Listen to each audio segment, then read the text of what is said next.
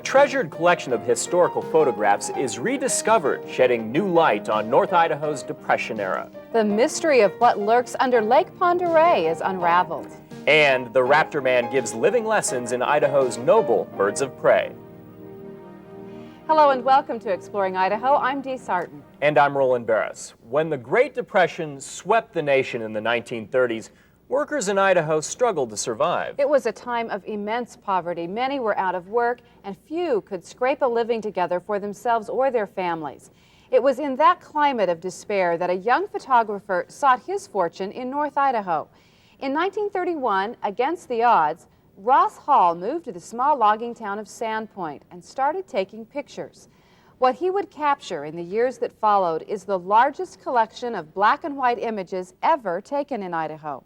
Hall passed away in 1990, but with the help of his son, his work is being rediscovered as a valuable historical chronicle of a bygone era. For some 50 years, Ross Alvin Hall stalked the panhandle of Idaho. With his camera in hand, Hall sought images of nature.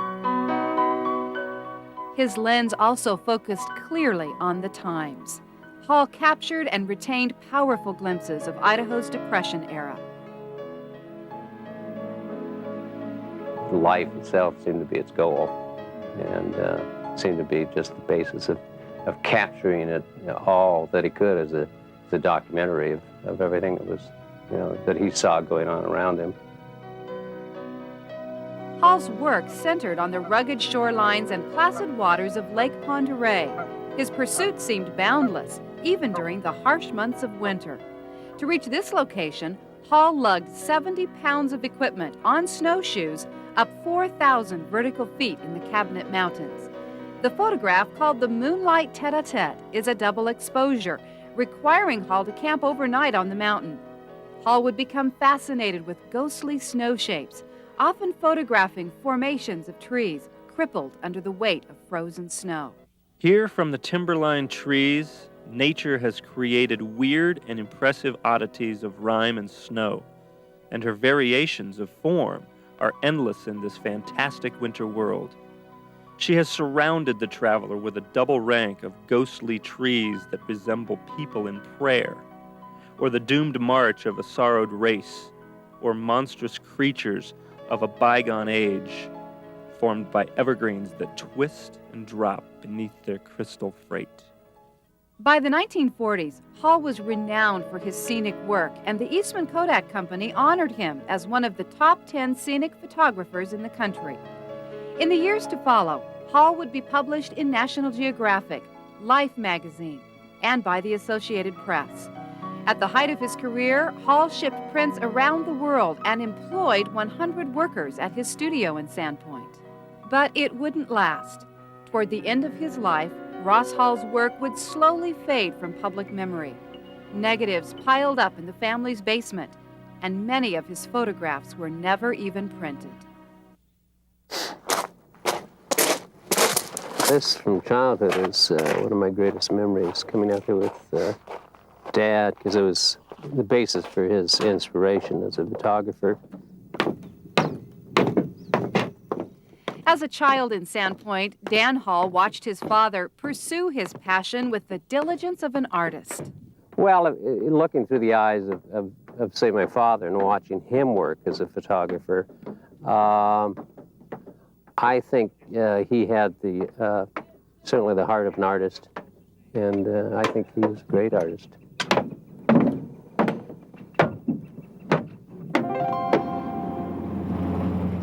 Since his father's death in 1990, Dan has taken it upon himself to rekindle the family's photographic legacy. Some days, that means traveling back to the source of his father's inspiration. The more you travel Lake Pend Oreille, the more it becomes evident of what just a great body of water it really is. It's every bend in the shore presents a different vista. It's over 1,000 feet deep for over 30 miles, which seemingly would not photograph, but there's a stability and a stillness there. It's a fabulous place for a photographer to be.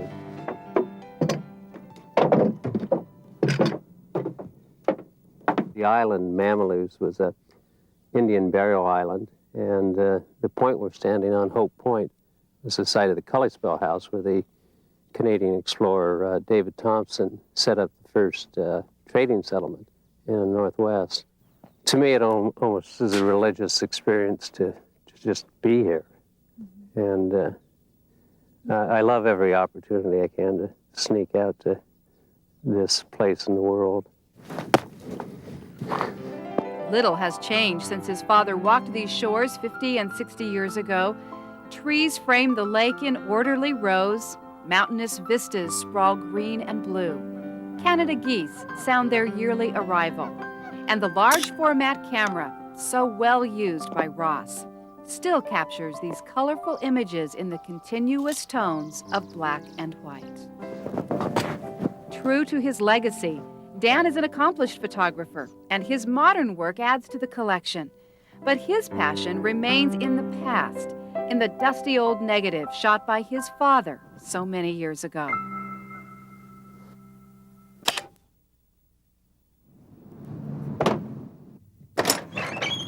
Well, my folks in their studio probably took over 600,000 negatives during their career, and many were pictures of school children, that sort of thing, personal photos. But it's been narrowed down to about, I think, I estimate 60,000 that are remaining that I'm trying to catalog and work with right now.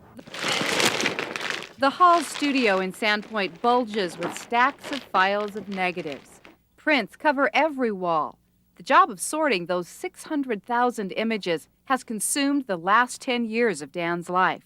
From my standpoint, I think it's a collection that's worthy for me to have spent so many years on pursuing. If I didn't, I wouldn't have spent as much time, I don't think, working with it.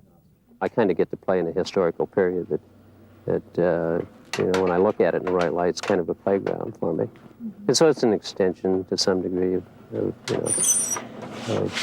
his work. It is a painstaking process, pulling bright images from worn and faded negatives. Hours of planning and dozens of steps of dodging and burning can result in just one print. Well, when I work either with my own negatives or Dad's negatives, I consider that what I do is an extension of his work and part of the art process. And I love to look at a negative and it's not a one-shot push-button deal. Part of the art form is to see what you can pull out of the negative through whatever stages you go through, and that's that part of it's where I find a lot of gratification. Dan's dedication shows. His artistry in the darkroom allows his father's art to live on. I love working with my parents' work from just certainly a craft standpoint, towards whatever I do on my, in my own name. And within each print, both men, cut of the same cloth but woven into slightly different designs, preserve valuable pieces of Idaho's heritage. I think it's really a significant, body of work, Americana. I mean, it's large format and, technically well done. I take a lot of pride in working with Dad's work. And Roland, people have compared Ross Hall's work in Idaho with Ansel Adams' work in California. The original images are definitely of the same caliber, and with the high-quality developing work that's being done by Dan Hall, each print is an absolute treasure to keep for many years to come. They really are gorgeous. And a little bit later in the show, write down the number to our Idaho field notes for more information on purchasing a Ross Hall print of your own. And we'll be back with more of Exploring Idaho. Coming up, the man who has dedicated his life to Idaho's birds of prey shares his intriguing knowledge. And next, what lurks in the depths of Lake Pend Oreille? The answer may surprise you. Exploring Idaho will be right back.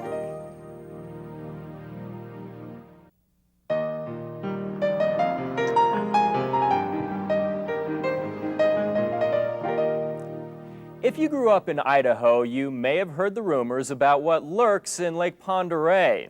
No, it's not a Loch Ness monster. It's not an alien UFO. It's a special operation by the United States Navy. Now, if the Navy in North Idaho sounds as odd to you as it did to us, just wait until you see what they are doing. First, to understand why the U.S. government chose the panhandle of North Idaho as the location for a naval station, you must travel back in time, back to World War II and the constantly looming threat of an enemy attack. It was located here primarily to avoid the threat of a Japanese invasion. It was built in 1942 and at the direction of the president. And it encompassed about 5,000 acres. There was actually 5 different camps. And as I noted earlier, there was 293,000 recruits went through basic training there. It was a huge operation. Called Farragut Naval Training Station, it was the largest Navy operation on the entire West Coast. At the time, it housed more residents than the city of Boise. It was here, away from the eyes and ears of the enemy, that Navy recruits went through basic training. It was important in that you needed to train sailors for the war, so it was extremely important to the war effort. At the war's end, the base was decommissioned, and in 1964, Farragut State Park was established. But the Navy never fully left the site, and today the depth, size, and relative seclusion of Lake Pend Oreille provides perfect conditions for special deep water testing. And when they sent me here, I had no idea this place even existed. It's still not widely known, and I'm the only military person here. So it is a surprise to a lot of people that the Navy has any presence out here at all. But what may be more surprising than the presence of the Navy in Idaho is its mission. Lieutenant Commander Dave Pierce is stationed at the Navy's Acoustical Research Detachment on the south shore of Lake Pend Oreille. There are several different noise sources on a submarine, and we want to make all of them as low as possible. And we have different models and different test ranges to deal with each source of noise. The site, just a fraction of the former training station, is charged with testing and improving Navy submarines. Large-scale models are used to create the stealth technology. This model, called Kootenai, is 1/4 the size of a Seawolf attack sub. Her main purpose, to run sound tests that will eventually lead to newer, quieter propeller designs. Once Kootenai is barged to the middle of the lake, engineers on the surface direct the unmanned submarine to descend. In this graphic simulation of an actual run, Kootenai is seen leaving the surface, diving to its command depth, often greater than 1,000 feet. When engineers at the surface decide all conditions are favorable for a run, Kootenai is directed to go. The sub then starts on an established course. Every noise it makes along the way is recorded and meticulously analyzed. Well, our test is complete now, so boat traffic go back up to high speed. Thank you, 44. The information gathered from tests on Kootenai and other models like her will shape the designs and the future of the entire submarine Navy, all from the waters of Lake Pend Oreille in the landlocked panhandle of Idaho. Of all the bodies of the water in the world today, the Lake Pend Oreille is the most important body of water to the submarine Navy. It provides a test environment for research, particularly in underwater acoustics, that's not available anywhere else in the world. By the way, if you're wondering just how much noise is made by a full-size submarine, just imagine flipping on a light switch and listening to the light bulb. Now, Lieutenant Commander Dave Pierce says the amount of sound energy put into the water by a modern submarine is probably less than that light bulb. Is that right? That is amazing. Roland, thank you very much. And Exploring Idaho will be right back. Coming up, springtime brings new life to the Kootenai Wildlife Refuge in North Idaho. And next, the Raptor Man shares his secrets in the heart of the Snake River Canyon. Those cliffs are really something. Glorious, yeah. Often in life, the more you understand something, the more you can appreciate it. With that thought in mind, an Idaho man took on the task of teaching others about a rarely understood group of animals. His classroom is a wild stretch of the Snake River Canyon. His subjects are birds of prey, which include mighty eagles, hawks, and falcons. Years ago, they were viewed as treacherous hunters, capable of carting off young cattle and sheep. But today, with the help of the Raptor Man, people are learning that birds of prey are a valuable link in the chain of life. The Snake River Canyon south of Kootenai contains one of the most dense nesting populations of raptors in the world. Golden eagles, red-tailed hawks, prairie and peregrine falcons thrive here, along with the more than 100 other species of birds. The obvious reason for their prevalence is a tailor-made habitat. Fissures and ledges reach across 300-foot walls of lava, creating sheltered nesting sites high above the canyon floor. Perfect if you love heights as much as eagles, hawks, and falcons do.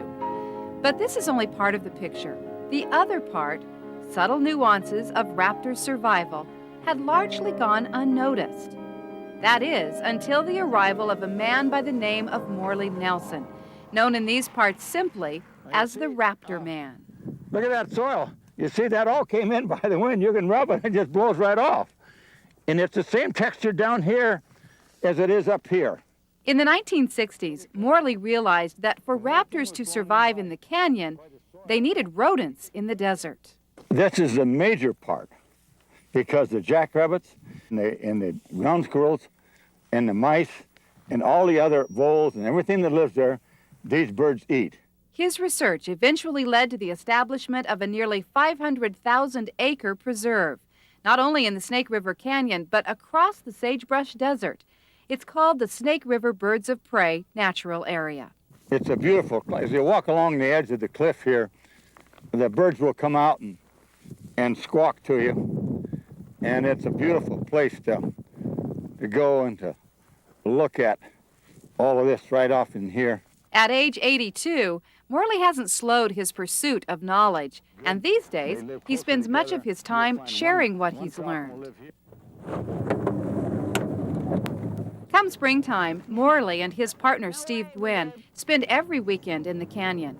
Together they lead interpretive trips, observing birds of prey in their natural habitat and teaching newcomers a thing or two about spotting raptors in the wild. You see right here in the big dent? Yeah. And then you see the two little white spots? Those are eagle iris. If you look with your glasses, you'll see a great big eagle nest there. White droppings on the dark rock face give away the location of a golden eagle nest. A mated pair has patiently built up the nest to 8 feet in diameter. Soon, it will become a high-altitude nursery for hungry baby eaglets. Here's your golden eagle, folks, coming right over the top. Oh, yeah. Going right straight across the face. You all see it? Right down the middle. See him going? Yeah. Boy, she's big. That's beautiful, yeah. Well, there's no doubt they're living in that nest, boy. Like they've been doing for years and years. You definitely see that Morley. He and his partner Steve, they look youthful out here in the canyon. Morley's 82 years old and he's still excited about coming down here, talking about the birds. Just fun being with them. GUYMAN EASDALE and Valerie Metzger quickly learned the same thing as hundreds of guests before them. Morley's and Steve's enthusiasm for birds of prey is infectious. There's a female northern harrier right over the top of the cliff, right here on your left. The female is gray and the male is white. There's a golden eagle, 800 feet up, right straight above Sinker Creek Butte. Yeah, that's a golden eagle, all right. That's a big son of a gun. But it's a terrific canyon, isn't it? Golly. It's excellent. It is. Yeah, it's unique in the world. A unique canyon with an important connection to us all. And now, through the dedication of people like Morley Nelson and Steve GUINN, anyone can learn to appreciate the canyon and its noble residents for years to come. I've been a lot closer to a lot of different kinds of birds today than I ever had been. You look at them and you glance at them and you go, oh, that bird's black, or that bird's white, or that bird's gray, and I've known what a golden eagle was, but to really feel the excitement that they had when they showed them to us made me look at them more carefully. Oh, it's just full of life. You can get all species imaginable. The prairie falcons, just the aerial display you see, you never get tired of that. You can't see a falcon make a 1,000-foot dive or an eagle without being inspired by the ability and the nobility of that bird on this planet. And Morley and Steve host Birds of Prey interpretive trips throughout the spring on into the summer. And they usually host between 30 and 40 people on each of those trips. What a great way to get out and see Idaho. And a great way to get to know our resident raptors. Indeed. Interesting story. And now for our Idaho Puzzler. Can you name the largest state park in Idaho? We'll have the answer when Exploring Idaho returns. If you would like more information on any of the stories you've seen in our show today, call for a copy of the Exploring Idaho Field Notes. The field notes contain valuable information on who to contact, where to go, and how to get there. Best of all, Exploring Idaho Field Notes are absolutely free. So pick up the phone and dial 1-800-443-2461 to receive your copy of this month's Exploring Idaho Field Notes. Be sure to request the current show number.